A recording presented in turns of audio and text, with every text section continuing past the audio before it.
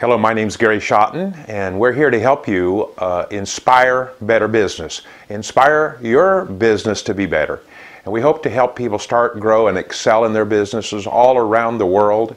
And today we're going to talk about how we can help the peer mentoring groups, peer mentoring clubs, especially in developing nations, to maybe make their club meetings go a little bit stronger. And this will help everyone, though, I believe. First of all, why would we have peer groups? Well, we learned after many trips to foreign countries that when we leave the country, not much happens. So we need some ongoing, continual, experiential learning, and that's why we've asked these groups in foreign countries to form up to 10 or 12 individuals in the group.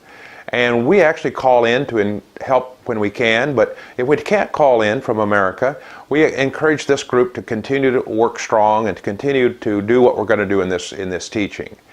Well, today we're going to talk about the subject of happy customers. And it was through a call to one of the countries, I think it was Tanzania, that the discussion came up how we could do better in our groups, and we encouraged the group leader to have what's called a talking point, something that we could listen to, one of these videos just like this one, and it's just one single topic that then could be launched into a discussion.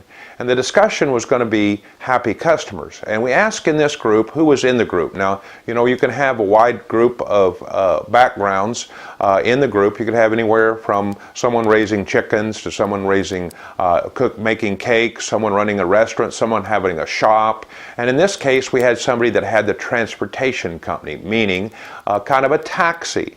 Where we allow people that don't have a ride, they call in to get a ride in a dedicated vehicle normally. Sometimes it could be a group of people, but most of the time in our experience it was an individual. In other words, we rented a vehicle with a driver. And the question would be, how could we make sure that we have good business? How could we have repeat business? How could we make sure we have the business we need? And we suggest that if you have a happy customer, every single time you have an event, in this case a ride, if that customer leaves that encounter extremely happy, the likelihood they will look you up and find you again for your next ride, your next trip. Same would be true with a restaurant. If we talked on a restaurant, if you have a really happy customer, the next time they have money to go out and eat, there's a likelihood that they would come back to your restaurant. Someone that has a coffee shop, they might make it a regular habit to come every morning. I go to the same place every morning to get my coffee because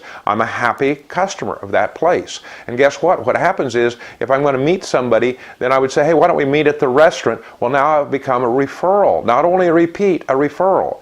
So back to the transportation company.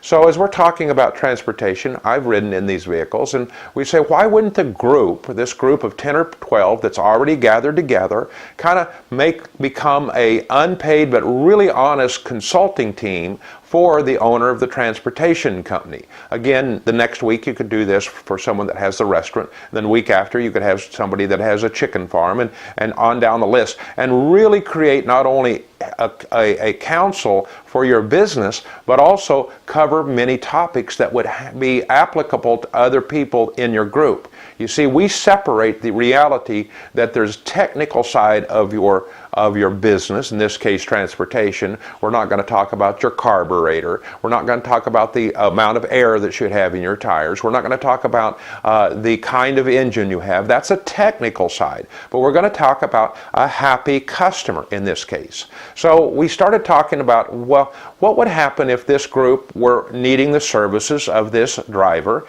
Well, first of all, they would call. Most likely, everyone has cell phones. Most people communicate that way. And I would suggest to the owner of the transport company to develop a really habit of having a really happy voice. Like, hello, well, I'm so glad that you've called me. I'm here to serve you. I'm ready to come out. When can I be of service to you? A happy happy voice, happy comments, good rehearse the things that you'd say. And so that would be something that you should practice, even if it's yourself answering the phone or someone at your company answering the phone. That's the only first impression they get, is the way somebody answers that phone. It ought to be quick, it ought to have an easy way, and you sure don't want the phone to ring and nobody to answer. Then you're going to lose that customer to somebody else. Well, after the first encounter, and we start getting the details of this ride, this taxi ride, then we say, well, when do you want service? Well, I'll be there. Guess what? I'll be there early. 10, 15 minutes early. Nobody wants to be standing on the corner waiting for their taxi, and it's late. You want to have a happy customer. Then when the customer first sees your vehicle, now again, the group, your peer group, discuss this. Maybe the guy with the transport company has his vehicle outside and you can all go out and look. And you would say, you sure want to arrive up with a really clean, detailed, spick and span vehicle from the outside, because you're going to have this person load up in the vehicle, and that becomes part of their image, if you want to think of it that way. And you wanted them to really have a visual positive impression when you drive up.